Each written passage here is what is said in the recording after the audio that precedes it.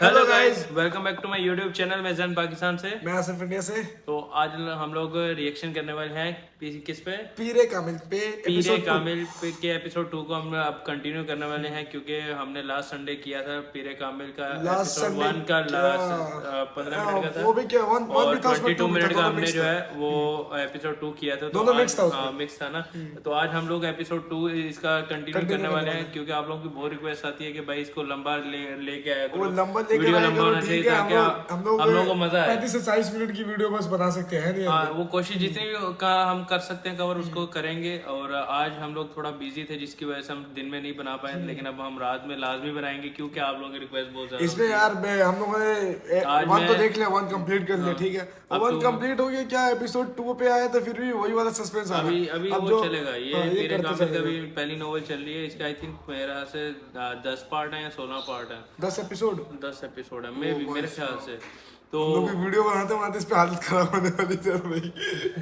लेकिन बहुत मजा आता है हमें, इंटरेस्टिंग इंटरेस्टिंग बहुत होता है। जब इसको सुन रहे होते हैं तो फिर हम इसको सुनते ही रहते हैं। इसको सुन रहे होते हैं, खत्म होता है फिर पता ही नहीं चलता। मैं बता रहा हूँ भाई, हमने जब इसको सुनना शुरू किया था ना, शुरू में मैं चावल चढ़ा के आया था नीचे चूल्हे पे, ठीक है, गैस ऑन करके छोड़ दिया और वही वीडियो ऑन किया था, रात सारा रात वो जलता रहा उधर। ओ भाई, बड़ा ही मतलब सुबह ऐसा इंटरेस्टिंग है ये भाई। अभी किसी ने बंद कर दिया था मेरे किसी ने बंद कर दिया था, मगर मैं रात भर तो भूल तो गया था ना उसको। वो सुबह जाके देख रहा हूँ भाई, चावल किधर हमारे खाऊंगा क्या। तो आज हम लोग रिएक्शन करने वाले, इसको कंटिन्यू करने वाले हैं। आप लोगों ने बहुत ज़्यादा सपोर्ट किया है इसके ऊपर, ऐसे ही हमें सपोर्ट करते रहे, हम इसके नेक्स्ट पार्ट भी लेके आएंगे। तो अभी हम इसके कंटिन्यू करने वाले हैं। तो चलते हैं वीडियो की तरफ, टाइम वेस्ट के बगैर। अगर आप हमारे चैनल पे अभी तक नए हैं तो चैनल को सब्सक्राइब कर लें, वीडियो को लाइक कर दें और बेल आइकन को दबाना मत भूलिए। हम लोग भाई हम लोग लाइव आने के लिए सोच रहे हैं भाई, तो आप लोग कमेंट करें कि हम लोग किस दिन लाइव आए। हम संडे वाले दिन वो टाइमिंग आप लोग फिक्स करेंगे भाई, हम लोग किस टाइम पे। अगर आप चाहते हैं कि हम लाइव आए और आप हमसे क्वेश्चन करें, हम उसका आंसर दें, तो हम लोग लाइव आने के लिए भी रेडी हैं। तो आप लोगों ने बस कमेंट करना है कि हाँ हम लोग लाइव आए या ना आए। आप लोग टाइम फिक्स कर दें, आप लोग संडे के दिन, ठीक है। तो चलते हैं वीडियो की तरफ। Let's play the video. Javeria, professor Imtinan के लेक्चर के नोट्स दो मुझे। इमामा ने जवेरिया को मुखातिब किया, जो एक किताब खोले बैठी हुई थी। जवेरिया ने हाथ बढ़ाकर अपनी एक नोटबुक उसे थमा दी। इमामा नोटबुक खोलकर सफ़े पलटने लगी। जवेरिया एक बार फिर किताब के मुताले में मसरूफ हो गई। कुछ देर बाद अचानक उसे जैसे ख्याल आया था। उसने मुड़कर अपने बिस्तर पर बैठी इमामा को देखा। तुमने लेक्चर नोट करना क्यों बंद कर दिया है? उसने इमामा को मुखातिब किया। इमामा ने नोटबुक से नजरें हटाकर उसे देखा। मुझे कुछ समझ में आए तो मैं नोट करूं। क्या मतलब, तुम्हें प्रोफेसर इम्तिनान का लेक्चर भी समझ नहीं आता? जवेरिया को जैसे हैरत हुई। इतना अच्छा तो पढ़ाते हैं। मैंने कब कहा कि बुरा पढ़ाते हैं? बस मुझे। उसने कुछ उलझे हुए लहजे में बात अधूरी छोड़ दी। वो एक बार फिर हाथ में पकड़ी नोटबुक को देख रही थी। जवेरिया ने गौर से उसे देखा। तुम आजकल कुछ गायब दिमाग नहीं होती जा रही? डिस्टर्ब हो किसी वजह से? जवेरिया ने अपने सामने रखी किताब बंद करते हुए बड़े हमदर्दाना लहजे में कहा। डिस्टर्ब? वो बड़बड़ाई। नहीं, ऐसी कोई बात नहीं। तुम्हारी आंखों के यार लास्ट टाइम हम लोग वीडियो बना रहे थे ना, तो वीडियो पोस्ट करते हुए तो कॉपीराइट आ रहा था सॉन्ग। ये जो पीछे बैकग्राउंड पे सॉन्ग चल रहा है ना, इसके ऊपर कॉपीराइट आ रहा था। तो हमने जो है ना उसको रिमूव कर दिया था, सॉन्ग को रिमूव किया था। अच्छा। साइलेंट हो गया था सॉन्ग तो, लेकिन उसके साथ साथ इनकी आवाज भी साइलेंट हो गई। तो उसके लिए माजरत चाहते हैं, लेकिन इस दफा नहीं करेंगे वो। खैर कॉपीराइट होगा तो चलेगा, कोई मुश्किल नहीं है, इसको कंटिन्यू करेंगे हम। तो चलते हैं। धलके भी पड़े हुए हैं। कल रात को शायद 3:30 का वक्त था जब मेरी आंख खुली और तुम उस वक्त भी जाग रही थी। मैं पढ़ रही थी। उसने मदाफियाना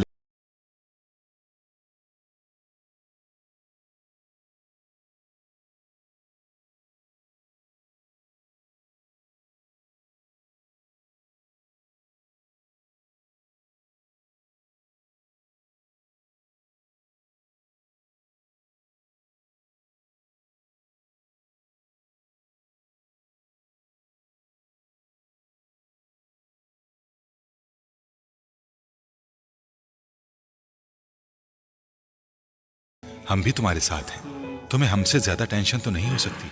जवेरिया ने सर हिलाते हुए कहा। इमामा ने गहरा सांस लिया। अब वो जिच हो रही थी। तुम्हारे घर में तो खैरियत है ना? हाँ बिल्कुल खैरियत है। असजद के साथ कोई झगड़ा तो नहीं हुआ? असजद के साथ झगड़ा क्यों होगा? इमामा ने उसी अंदाज से पूछा। फिर भी इख्तिलाफ तो एक बहुत ही। जवेरिया की बात उसने दरमियान में ही काट दी। जब कह रही हूं कि कोई मसला नहीं है तो तुम्हें यकीन क्यों नहीं आ रहा? इतने सालों से कौन सी बात है जो मैंने तुमसे शेयर नहीं की? या जो तुम्हें पता नहीं है, फिर भी तुम इस तरह मुझे मुजरिम समझकर तफ्तीश कर रही हो। वो अब खफा हो रही थी। जवेरिया गड़बड़ा गई। यकीन क्यों नहीं करोगी, मैं सिर्फ इसलिए इसरार कर रही थी कि शायद तुम मुझे इसलिए अपना मसला नहीं बता रही कि मैं परेशान ना हूं, और तो कोई बात नहीं। जवेरिया कुछ नादिम सी होकर उसके पास से उठकर वापस अपनी स्टडी टेबल के सामने जा बैठी। उसने एक बार फिर किताब खोल ली जिसे वो पहले पढ़ रही थी। काफी देर तक किताब पढ़ते रहने के बाद उसने एक जमाही ली और गर्दन मोड़कर लाशऊरी तौर पर इमामा को देखा।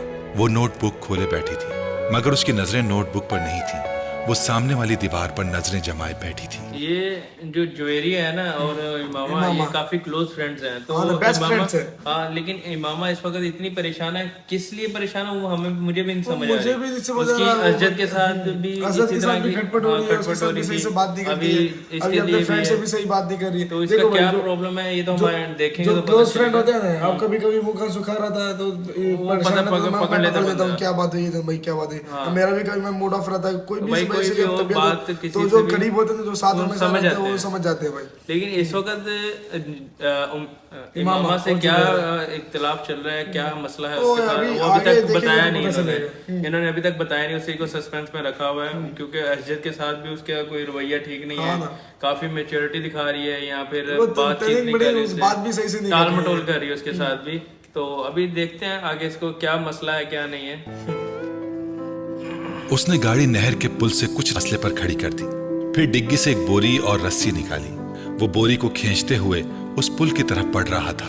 पास से गुजरने वाले कुछ राहगीरों ने उसे देखा, मगर वो रुके नहीं। ऊपर पहुंचकर उसने अपनी शर्ट उतारकर नहर में फेंक दी।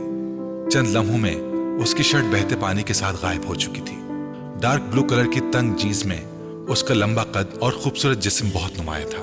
उस शख्स की आंखों में कोई ऐसा तासुर था जिसे पढ़ना दूसरे किसी शख्स के लिए भी नामुमकिन था।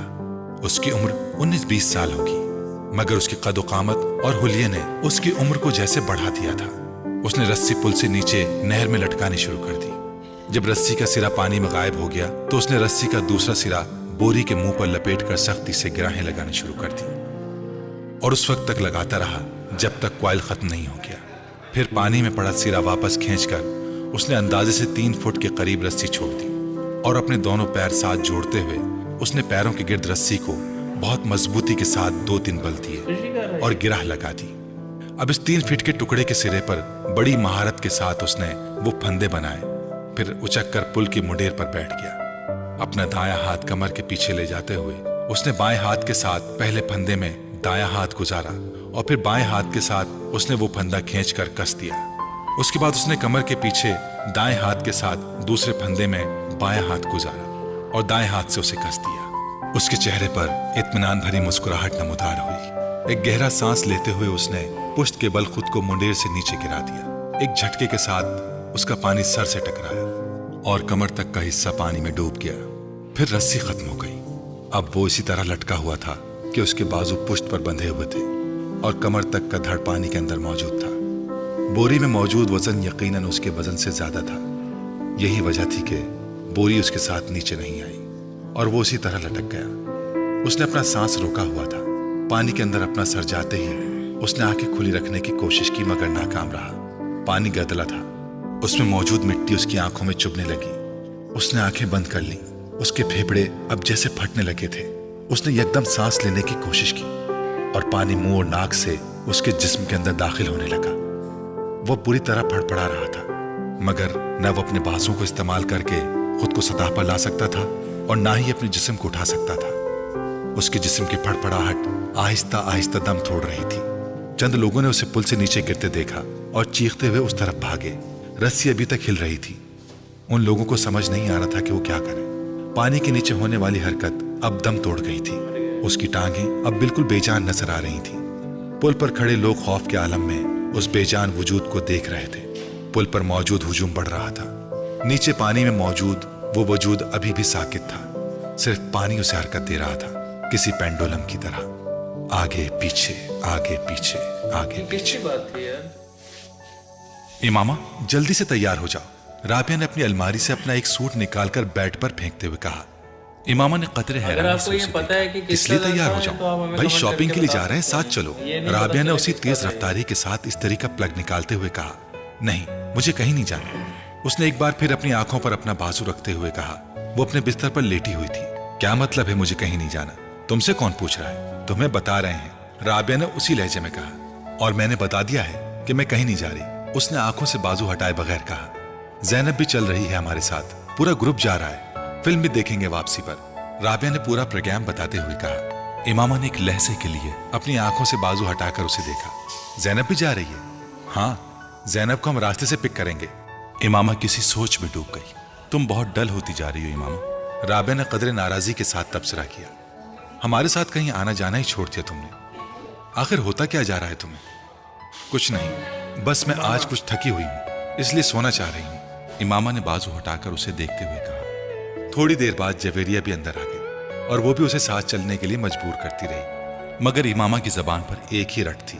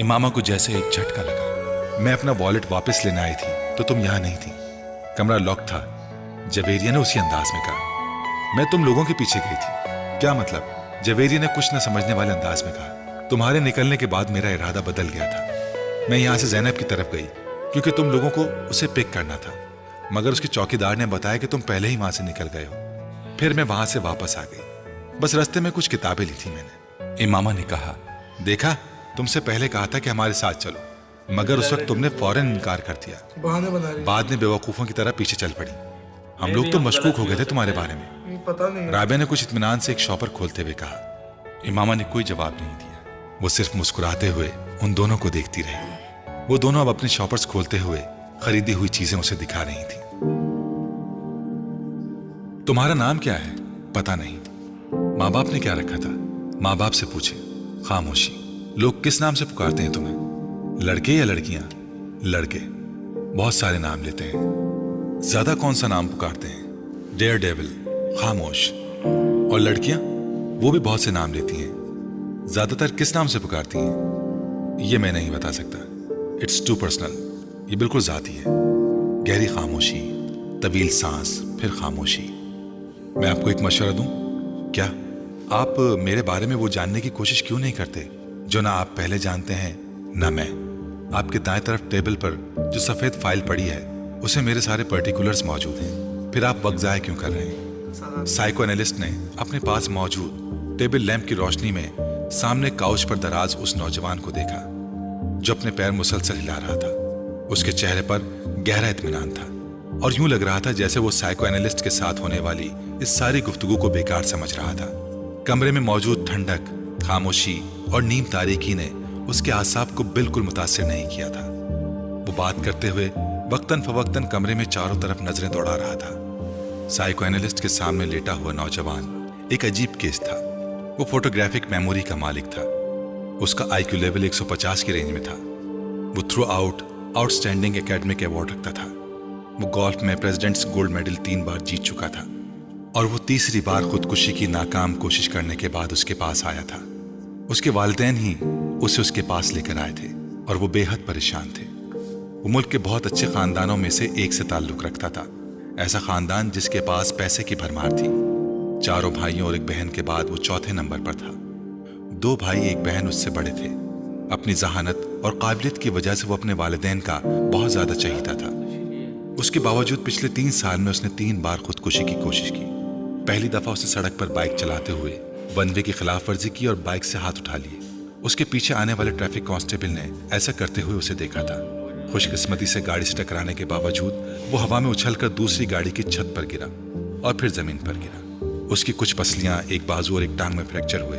तब उसके वालिदैन कांस्टेबल के इसरार के बावजूद उसे एक हादसा ही समझे, क्योंकि उसने अपने माँ बाप से यही कहा था कि वो गलती से वन वे से हट गया था। दूसरी बार पूरे 1 साल के बाद उसने लाहौर में खुद को बांधकर पानी में डूबने की कोशिश की। एक बार फिर उसे बचा लिया गया। पुल पर खड़े लोगों ने उसे उस रस्सी समेत बाहर खींच लिया था जिसके साथ बांधकर उसने खुद को नीचे गिराया था। इस बार इस बात की गवाही देने वालों की तादाद ज्यादा थी। उसने खुद अपने आप को पानी में गिराया था, मगर उसके माँ बाप को एक बार फिर यकीन नहीं आया। सालार का बयान था कि कुछ लड़कों ने उसकी गाड़ी को पुल के पास रोका और फिर उसे बांधकर पानी में फेंक दिया। जिस तरह वो बंधा हुआ था उससे यूं ही लगता था कि उसे वाकई ही बांधकर गिराया गया था। पुलिस अगले कई हफ्ते उसके बताए गए हुलिये के लड़कों को पूरे शहर में तलाश करती रही। सिकंदर उस्मान ने खास तौर पर एक गार्ड उसके साथ तैनात कर दिया जो 24 घंटे उसके साथ रहता था। मगर तीसरी बार वो अपने बाप की आंखों में धूल नहीं झोंक सका। ख्वाब आवर गोलियों की एक बड़ी तादाद को पीस कर उसने खा लिया था।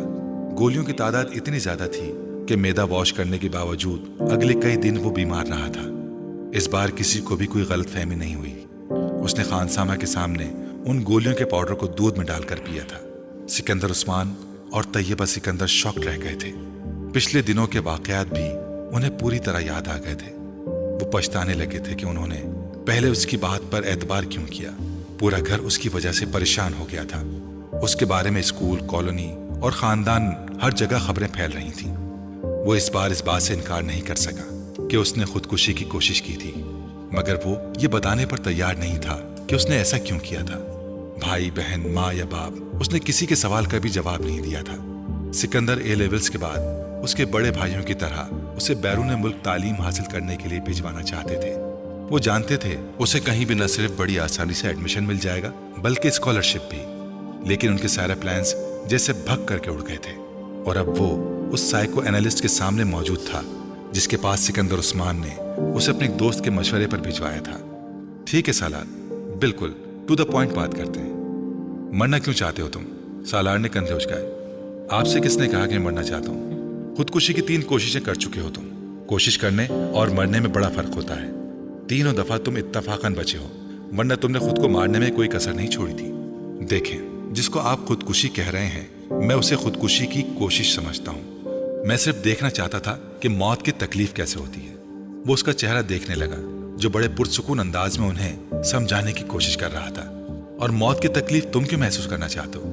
बस ऐसे ही तजस्सुस समझ लें। साइको एनालिस्ट ने एक गहरा सांस लेकर उस 150 IQ लेवल वाले नौजवान को देखा जो अब छत को घूर रहा था। तो एक बार खुदकुशी की कोशिश से तुम्हारा ये तजस्सुस खत्म नहीं हुआ? ओह, तब मैं बेहोश हो गया था, इसलिए मैं ठीक से कुछ महसूस नहीं कर सका। दूसरी बार भी ऐसा हुआ, तीसरी बार भी ऐसा हुआ। वो मायूसी से सर हिलाते हुए बोला, और अब तुम चौथी बार कोशिश करोगे? यकीनन मैं महसूस करना चाहता हूं कि दर्द की इंतहा पर जाकर कैसा लगता है। क्या मतलब? जैसे जॉय की इंतहा एक्टेसी होती है, मगर मेरी समझ में नहीं आता कि खुशी की इस इंतहा के बाद क्या है। इस तरह दर्द की भी तो कोई इंतहा होती होगी जिस एक्टेसी में आप कुछ भी नहीं समझ सकते। मैं नहीं समझा। फर्ज करें आप एक बार स्ट्रेप्टीज देख रहे हैं, बहुत तेज म्यूजिक बज रहा है, आप ड्रिंक कर रहे हैं, आपने कुछ ड्रग्स भी ली हुई हैं, आप नाच रहे हैं, फिर आहिस्ता आहिस्ता आप अपने होश आवाज खो देते हैं। आप एक्टेसी में हैं, यानी सुरूर में हैं। आप सुरूर में हैं। कहाँ हैं, क्यों हैं, क्या कर रहे हैं, आपको कुछ भी पता नहीं। लेकिन आपको ये जरूर पता होता है कि आप जो कुछ भी कर रहे हैं वो आपको अच्छा लग रहा है। मैं जब बाहर छुट्टियां गुजारने जाता हूं तो अपने कजन्स के साथ ऐसे बार्स में जाता हूं। मेरा प्रॉब्लम यह है कि उनकी तरह मदहोश नहीं होता। I never get wild with Joy. मुझे इन चीज़ों से इतनी खुशी नहीं मिल पाती जितनी बाकी लोगों से मिलती है, और यही चीज़ मुझे मायूस करती है। मैंने सोचा कि अगर सुरूर की इंतहा पर नहीं पहुंच सकता तो शायद मैं दर्द की इंतहा पर पहुंच सकूं, लेकिन वो भी नहीं हो सका। वो खासा मायूस नजर आ रहा था। तुम इस तरह की चीज़ों में वक्त ज़ाया क्यों करते हो? इतना शानदार एकेडमिक रिकॉर्ड है तुम्हारा। सालार ने इस बार इंतहाई बेजारी से उससे कहा, प्लीज प्लीज अब मेरी जहानत के राग अलापना मत शुरू कीजिएगा। मुझे पता है मैं क्या हूं, तंग आ गया हूं अपनी तारीफें सुनते सुनते। उसके लहजे में तलखी थी। साइको एनालिस्ट कुछ देर उसे घूरता रहा। अपने लिए कोई गोल क्यों नहीं सेट करते तुम? मैंने किया है क्या? मुझे खुदकुशी की एक और कोशिश करनी है। मुकम्मल इत्मीनान था। क्या तुम्हें कोई डिप्रेशन है? Not yet all. तो फिर मरना क्यों चाहते हो? एक गहरा सांस। क्या आपको एक बार फिर से बताना शुरू करूं कि मैं मरना नहीं चाहता, मैं कुछ और करने की कोशिश कर रहा हूं। वो उकताया। बात घूम फिर कर वहीं आ गई थी। साइको एनालिस्ट कुछ देर सोचता रहा। क्या तुम ये सब किसी लड़की की वजह से कर रहे हो? सालार ने गर्दन मोड़कर हैरानी से उसे देखा। लड़की की वजह से? हाँ, कोई ऐसी लड़की जो तुम्हें अच्छी लगती हो, जिससे तुम शादी करना चाहते हो।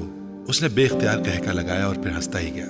माय गॉड, आपका मतलब है कि किसी लड़की की मोहब्बत की वजह से मैंने खुदकुशी? वो एक बार फिर बात अधूरी छोड़कर हंसने लगा। लड़की की मोहब्बत और खुदकुशी, क्या मजाक है। वो अब अपनी हंसी पर काबू पाने की कोशिश कर रहा था। साइको एनालिस्ट ने इस तरह के कई स्टेंस उसके साथ किए और हर बार नतीजा ढाक के वही 3 बात रहा। आप इसको तालीम के लिए बैरून मुल्क भिजवाने के बजाय यहीं रखें और इस पर बहुत ज्यादा तवज्जो दें। हो सकता है ये तवज्जो हासिल करने के लिए ये सब करता हो। उसने कई माह बाद सालार के माँ बाप को मशवरा दिया, जिसका नतीजा ये हुआ कि उसे बाहर भिजवाने के बजाय इस्लामाबाद के इदारे में एडमिशन दिलवाया गया। सिकंदर उस्मान को ये इत्मीनान था कि वो उसे अपने पास रखेंगे तो शायद वो दोबारा ऐसी हरकत ना करे। सालार ने उनके इस फैसले पर किसी रद्द अमल का इजहार नहीं किया, बिल्कुल उसी तरह जिस तरह उसने उनके उस फैसले पर कभी खुशी का इजहार नहीं किया था कि इसे बैरून मुल्क तालीम के लिए भिजवाया जाएगा। साइको एनालिस्ट के साथ आखिरी सेशन के बाद सिकंदर उस्मान उसे घर ले आए। उन्होंने तैयबा के साथ मिलकर उससे एक लंबी चौड़ी मीटिंग की। वो दोनों अपने बेडरूम में बिठाकर उसे उन तमाम आसाइशों के बारे में बताते रहे जो वो पिछले कई सालों से उसे फराहम कर रहे थे। उन्होंने उसे उन तवक्कुआत के बारे में भी बताया जो वो उससे रखते थे। उसे उन मोहब्बत भरे जज्बात से भी आगाह किया जो वो उसके लिए महसूस करते थे। वो बेतासुर चेहरे के साथ च्युइंगम चबाता बाप की बेचैनी और माँ के आंसू देखता रहा। गुफ्तगू के आखिर में सिकंदर उस्मान ने तकरीबन तंग आकर उससे कहा, तुम्हें किस चीज की कमी है? क्या है जो तुम्हारे पास नहीं है या जो तुम्हें चाहिए? मुझे बताओ। सालार सोच में पड़ गया। Sports car. अगले ही लम्हे उसने कहा, ठीक है, मैं तुम्हें स्पोर्ट्स कार बाहर से मंगवा देता हूं, मगर दोबारा ऐसी कोई हरकत मत करना जो तुमने की है, ओके? सिकंदर उस्मान को कुछ इत्मीनान हुआ। सालार ने सर हिला दिया। तैयबा ने टिश्यू से अपने आंसू साफ करते हुए जैसे सुकून का सांस लिया। वो कमरे से चला गया तो सिकंदर उस्मान ने सिगार सुलगाते हुए उनसे कहा, तैयबा, तुम्हें इस पर बहुत तवज्जो देनी पड़ेगी। अपनी एक्टिविटीज कुछ कम करो और कोशिश करो कि इसके साथ रोजाना कुछ वक्त गुजार सको। तैयबा ने सर हिला दिया। वसीम ने इमामा को दूर ही से लॉन में बैठे देख लिया। वो कानों पर हेडफोन लगाए वॉकमैन पर कुछ सुन रही थी। वसीम दबे कदमों उसकी पुश्त की जानिब से उसके अकब में गया और उसके पास जाकर उसने यकदम इमामा के कानों से हेडफोन के तार खींच लिए। इमामा ने बर्क रफ्तारी से वॉकमैन का स्टॉप का बटन दबा दिया था। क्या सुना जा रहा है यहाँ अकेले बैठे? वसीम ने बुलंद आवाज में कहते हुए हेडफोन को अपने कानों में ठोंस लिया, मगर तब तक इमामा कैसेट बंद कर चुकी थी। कुर्सी से उठकर खड़े होकर उसने हेडफोन को अपनी तरफ खींचते हुए वसीम से कहा, बदतमीजी की भी कोई हद होती है वसीम, बिहेव योरसेल्फ। उसका चेहरा गुस्से से सुर्ख हो रहा था। वसीम ने हेडफोन के सिरों को नहीं छोड़ा। इमामा के गुस्से का उस पर कोई असर नहीं हुआ था। मैं सुनना चाहता हूं कि तुम क्या सुन रही थी। इसमें बदतमीजी वाली क्या बात है? कैसेट को ऑन करो। इमामा ने कुछ झुंझलाते हुए हेडफोन को वॉकमैन से अलग कर दिया। मैं तुम्हारे सुनने के लिए वॉकमैन लेकर यहाँ नहीं बैठी, दफा हो जाओ ये हेडफोन लेकर। वो एक बार फिर अपनी कुर्सी पर बैठ गई। उसने वॉकमैन को बड़ी मजबूती के साथ अपने हाथों में जकड़ा हुआ था। वसीम को लगा जैसे वो कुछ घबराई हुई है, मगर वो घबराएगी क्यों? वसीम ने सोचा और इस ख्याल को जहन से झटकते हुए सामने वाली कुर्सी पर जाकर बैठ गया। हेडफोन को उसने मेज पर रख दिया।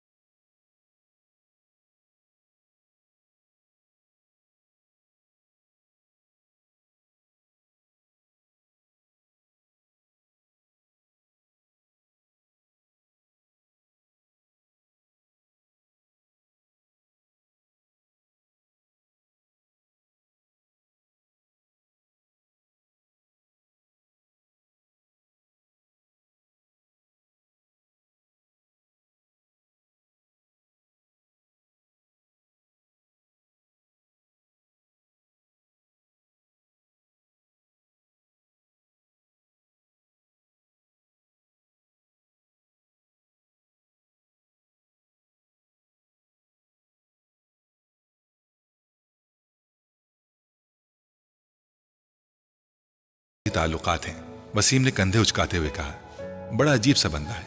मूड अच्छा है तो दूसरे को 7वें आसमान पर बिठा देगा, मूड खराब है तो सीधा गटर में पहुंचा देगा। तुम्हारे ज्यादातर दोस्त इसी तरह के हैं। इमामा ने मुस्कुराते हुए कहा, भाई अभी हम वीडियो रिकॉर्ड कर रहे हैं और स्वीट किलर का इस वक्त मैसेज आया है कि भाई अभी तक हम लोग आपका वेट कर रहे हैं पूरा वीक। क्या बात है भाई। मैंने मैसेज देखा, कमेंट देखा तो मैंने फौरन वीडियो को पोस्ट करके मैंने आपका कमेंट पढ़ा है। आप भी भाई एक जसवंते की ये हम लोग लेके बैठ गए। हम लोगों का इस वक्त इतना गला खराब हुआ हुआ ना मौसम चेंज होने के कारण, इसलिए हम जो शानदार पी रहे हैं साथ में वीडियो रिकॉर्ड कर रहे हैं। अलग ही मजा आ रहा है भाई पीरे का सुनने के बाद। साथ पीरे कामिल का एंजॉय कर रहे हैं, साथ में हम जो ना आपकी वीडियो के लिए जो ना कर रहे हैं इसको मेहनत कर रहे हैं इसको। तो आप लोग, आपका कमेंट आया है इस वक्त तकरीबन 11:30 बज रहे हैं इधर दुबई में। तो आप देख लो, आपने पूरी वीडियो देखनी है आप। हम जिन्स बाहम जिन्स परवाज नहीं। खैर ऐसी भी कोई बात नहीं है, कम से कम मेरी आदतें और हरकतें चूचू जैसी तो नहीं है। वो तो बाहर जाने वाला था ना। इमामा को अचानक याद आया, हाँ जाना तो था मगर पता नहीं, मेरा ख्याल है उसके पेरेंट्स नहीं भिजवा रहे। हुलिया बड़ा अजीब सा होता है उसका। मुझे बाज दफा लगता है कि पैसों के किसी कबीले से किसी न किसी तरह उसका ताल्लुक होगा या आइंदा हो जाएगा। तुमने देखा है उसे? कल मैं बाहर आ रही थी तो देखा था, वो भी उसी वक्त बाहर निकल रहा था। कोई लड़की भी थी साथ। लड़की जीन्स वगैरह पहनी हुई थी उसने, जीन्स वगैरह पहनी हुई थी उसने। वसीम ने अचानक दिलचस्पी लेते हुए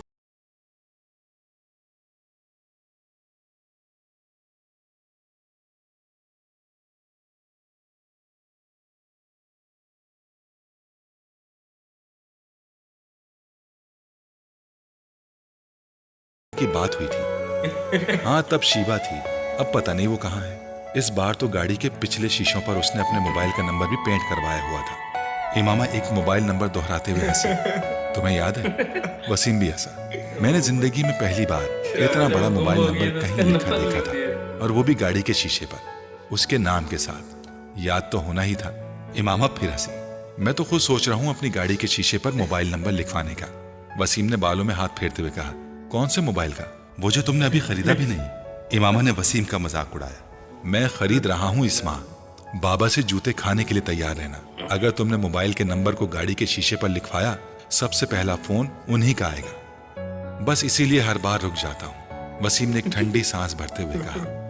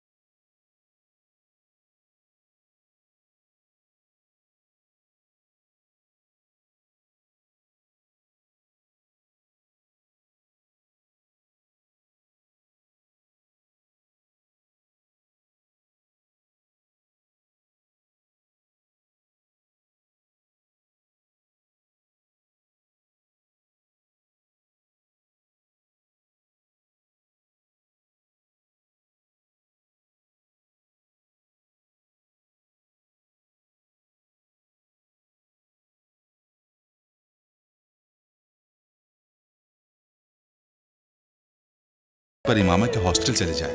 ये कुछ कपड़े हैं उसके, दर्जी से लेकर आई हूं, आप उसे दे आए। सलमा ने हाशिम से कहा, भाई मैं बड़ा मसरूफ रहूंगा लाहौर में, कहाँ आता जाता फिरूंगा उसके हॉस्टल। हाशिम को कदर तामिल हुआ। आप ड्राइवर को साथ ले जा रहे हैं, खुद नहीं जा सकते तो उसे भिजवा दीजिएगा, वो दे आएगा ये पैकेट। सीजन खत्म हो रहा है, फिर ये कपड़े इसी तरह पड़े रहेंगे। उसका तो पता नहीं अब कब आए। सलमा ने लंबी चौड़ी वजाहत की। अच्छा ठीक है, मैं ले जाता हूँ, फुर्सत मिली तो खुद दे आऊंगा, वरना ड्राइवर के हाथ भिजवा दूंगा।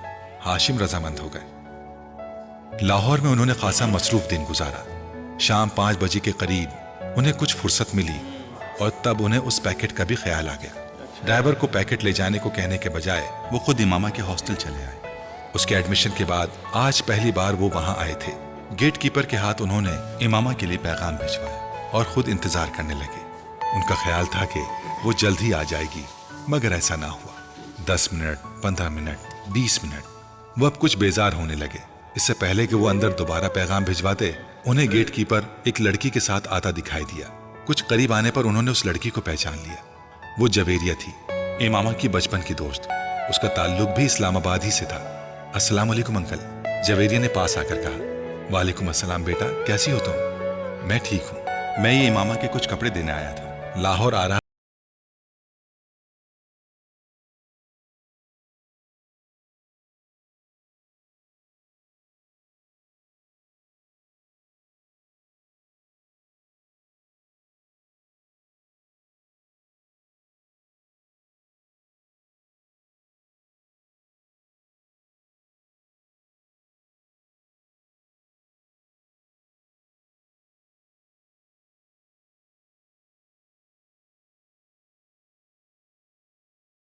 वार्डन से उसका सामना हो गया, जो सामने ही खड़ी थी। जवेरिया के चेहरे पर एक बार फिर मुस्कुराहट आ गई। बात हुई तुम्हारी उसके वालिद से? वार्डन ने उसे देखते ही उसकी तरफ बढ़ते हुए कहा। जी बात हुई, परेशानी वाला कोई मसला नहीं है। वो इस्लामाबाद में अपने घर पर ही है। उसके वालिद ये पैकेट लेकर आए थे। मेरे घर वालों ने मेरे कुछ कपड़े भिजवाए हैं। अंकल लाहौर आ रहे थे तो इमामा ने कहा कि वो ले जाएं।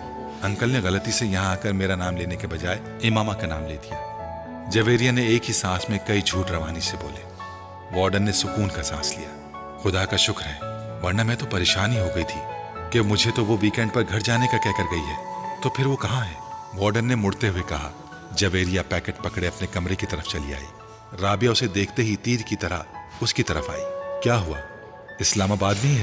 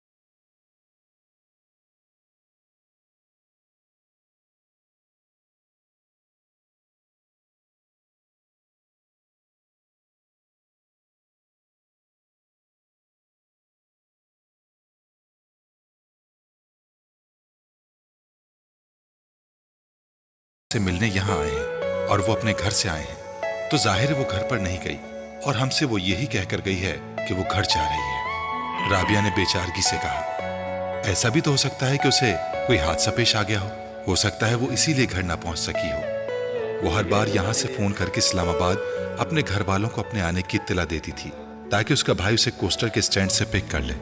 अगर इस बार भी उसने इत्तला दी थी तो फिर उसके वहां ना पहुंचने पर वो लोग इत्मीनान से वहां ना बैठे होते, वो यहाँ हॉस्टल में फोन करते। और उसके वालिद के अंदाज से तो ऐसा महसूस हुआ है जैसे उसका इस वीकेंड पर इस्लामाबाद का कोई प्रोग्राम नहीं था। राबिया ने उसके कयास को मुकम्मल तौर पर रद्द करते हुए कहा, हाँ, वो कभी भी एक माह में 2 बार इस्लामाबाद नहीं जाती थी, मगर इस बार तो वो दूसरे ही हफ्ते इस्लामाबाद जा रही थी और उसने वार्डन से खास तौर पर यह कहकर इजाजत ली थी, कोई ना कोई बात जरूर है, कहीं ना कहीं कुछ न कुछ जरूर गलत है। जवेरिया को फिर खदशात सताने लगे। उसके साथ साथ हम भी बुरी तरह डूबेंगे। हमसे बहुत बड़ी गलती हुई जो हमने सब कुछ इस तरह कवर अप किया। हमें साफ साफ बात करनी चाहिए थी उसके वालिद से कि वो यहाँ नहीं है, फिर वो जो चाहे करते, ये उनका मसला होता। कम से कम हम तो इस तरह ना फंसते जिस तरह आप फंस गए हैं। राबिया मुसलसल बड़बड़ा रही थी। खैर, अब क्या हो सकता है, सुबह तक इंतजार करते हैं। अगर वो कल भी नहीं आई तो फिर वार्डन को सब कुछ बता देंगे। जवेरिया ने कमरे के चक्कर लगाते हुए कहा। वो रात इन दोनों ने उसी तरह बातें करते जागते हुए गुजार ली। अगले दिन वो दोनों कॉलेज नहीं गईं।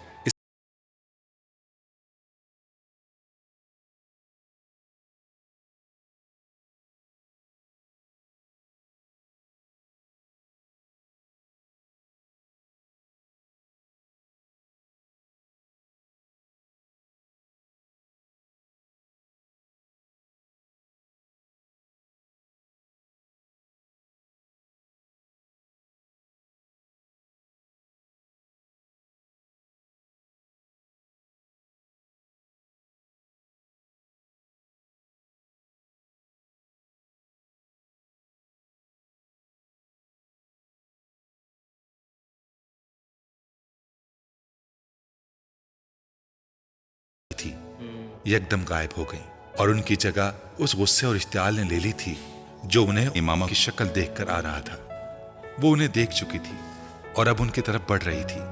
उसके चेहरे पर बड़ी खुशगवार सी मुस्कुराहट थी।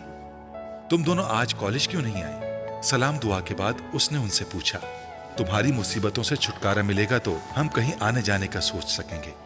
राबिया ने तुंद तेज लहजे में उससे कहा। इमामा के चेहरे की मुस्कुराहट गायब हो गई। क्या हुआ राबिया, इस तरह गुस्से में क्यों हो? इमामा ने कदर तशवीश से पूछा।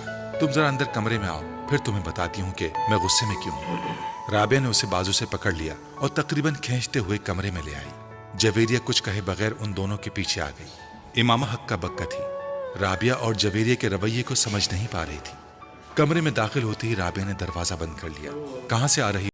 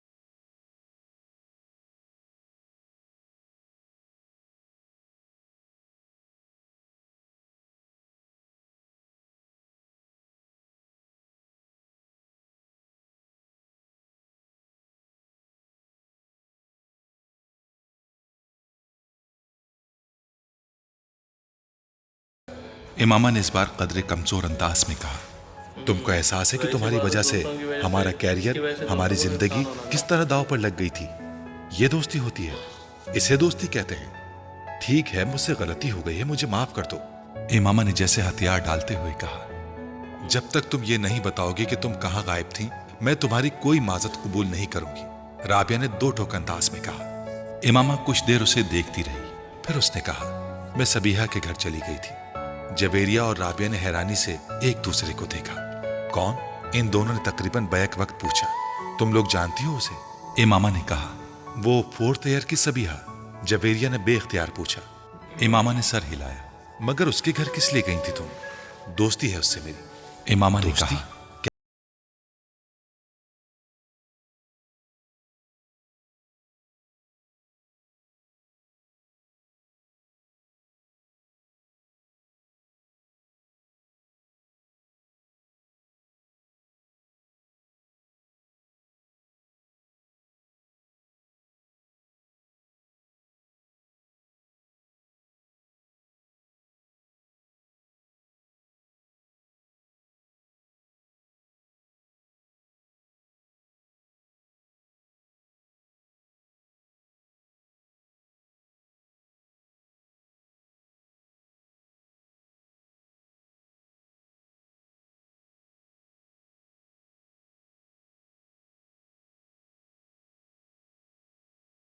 गड़बड़ाकर राबिया को देखा, जो बड़ी संजीदगी से उसे देख रही थी। हाँ, तुम तो अच्छी तरह जानती हो। तुम पहेलियां मत बुझवाओ, सीधी और साफ बात करो। जवेरिया ने कदरे सख्त लहजे में कहा। इमामा सर उठाकर खामोशी से उसे देखने लगी। फिर कुछ देर बाद शिकस्त खोरदा अंदाज में उसने सर झुका दिया। मसला तो ये है, ये जो जवेरिया इमामा राबिया की बहुत जबरदस्त स्टोरी चल रही थी और बहुत मजा आ रहा था। सालार की मुझे स्टोरी याद है भाई, वो 3 बार सुसाइड कर चुका है। एक दफा बाइक के साथ वो व्हीलिंग करते हुए जानबूझ के किया वो भी। दूसरी दफा उसने जो है वो चोटी से उसने अपने आप को रस्सी से बांध दिया बोरी के साथ। कि वो भी एक एक्सीडेंट है। मैं समझा वो कुछ कोई और बंदा यार। इस सलार ऐसे कैसे कर सकता है? पता नहीं उसको क्या बोल तो रहा था। साइकोलॉजिस्ट भी उससे परेशान हुए कि साला कौन आदमी के पंजे पड़ गए हैं। हालांकि इतना चखना चाह रहा, मतलब कि दर्द के हद तक जाना चाह रहा। लेकिन वो कह रहा था ना कि तुम्हारा इतना अच्छा एकेडमिक रिकॉर्ड है, इतना अच्छे तुम ज़हीन बंदे हो, उसको कुछ फर्क पता नहीं क्या वो इस तरह के क्यों कर रहा है। और दूसरी बात ये है कि उसके जवेरिया और इमामा का मेन इंटरेस्ट इमामा का चल रहा है। इसका कुछ कहीं फंडा वंडा चल रहा है इधर उधर। आई थिंक सो, मैं भी, क्योंकि जो अजज के साथ इसकी एंगेजमेंट हुई है पसंद की है। जो क्या दोनों में बहुत सारे अभी इसी वजह से हो रही है, इसी वजह से हो रही है कि भाई जवेरिया जब भी जाती है वो उस तरह खुश नहीं रहती। इमामा जब भी जाती है इस्लामाबाद वैसे खुश नहीं रहती जैसे अब हॉस्टल में खुश है। हॉस्टल की लाइफ हमने देखी है, क्योंकि हमारे पास दोस्त थे हॉस्टल के थे सारे, वो हर वीकेंड में जाते हैं। लेकिन ये कुछ अलग ही है। वो अपने फ्रेंड के साथ भी वैसे एक जुबेरिया उसकी फ्रेंड है इमामा की फ्रेंड है जुबेरिया, वो उसको बता के भी नहीं गई है। वो किधर गई है बोली एक फ्रेंड के घर गई हूँ, ऐसा थोड़ी बता रही है। वो बहाने बना रही है, मैं बता रहा हूँ वो बहाने बना रही है। अब नेक्स्ट पार्ट में देखेंगे तो पता चलेगा कि क्या सीन है क्या नहीं। हम जहाँ तक मेरा एक्सपेक्टेशन है ना वो बहाने बना रही है, किसी और को पड़ी है, वो किसी और पसंद नहीं, किसी और को पसंद करती है और जैसे वो शादी नहीं करना चाह रही और वो कुछ बता भी नहीं रही किसी के साथ। हम लोगों का ये डाउट है। अब आप लोगों ने अगर पूरी देखी होगी तो आपको पता होगा। हम लोगों का तो ये सस्पेंस रह गया। मैं सस्पेंस है यार, तो सस्पेंस छोड़ना ही छोड़ना है। ये सालार के बारे में कुछ बता रहा था भाई, बहुत मतलब गजब का बंदा, अजीब बंदा है। गजब भी है, वो बचपन में देखा इतना जबरदस्त था। अभी हम लोग कुछ कह नहीं सकते उसके बारे में भाई, अभी कुछ कह नहीं सकते क्योंकि हमारी ऑडियंस ने उसको देखा हुआ और सब का लव और उसका जो है ना किरदार, वो सबका फेवरेट सलार है। हाँ, आगे जाके मैं भी हो सकता सुधर गया वो जहाद किया है उसने अपने आप के साथ आगे। मैंने कमेंट पढ़ा था किसी का, आई थिंक नूरी ने शायद किया था, नूरी ने शायद, और यहाँ फिर मायरा खान ने किया था। कि सलार जो है ना उसने अपने साथ वो जहाद किया था, तो उसका जहाद जो है ना बहुत पसंद आया था लोगों को। तो अब ये हम देखेंगे पूरा तो पता चलेगा क्या था क्या नहीं। तो आज के लिए हमारे ये वीडियो था। आज को बहुत पसंद आया होगा। हमने आपको बीच में बताया भी जब उसका स्वीट किलर का मैसेज आया कि भाई स्वीट किलर का मैसेज आया था। तो हम लोगों ने जो है ना उसका बताया कि भाई आपकी जब मैसेज आ रहा था हम अब वीडियो रिकॉर्ड कर रहे थे, वीडियो को रोक के पोस्ट करके हमने स्पेशली उनका कमेंट पढ़ा और उसको हमने इन वीडियो में इंक्लूड किया। तो ये था हमारा आज का रिएक्शन वीडियो। उम्मीद करते हैं आपको पसंद आया होगा हमारा रिएक्शन, और वीडियो पसंद आई है तो वीडियो को लाइक कर रहे हैं, वीडियो को लाइक करें बिल्कुल ना बोले, और साथ में अपनी फैमिली और फ्रेंड्स के साथ भी शेयर करना है। तो मिलते हैं हम अपनी नेक्स्ट वीडियो में, तब तक के लिए अल्लाह हाफिज।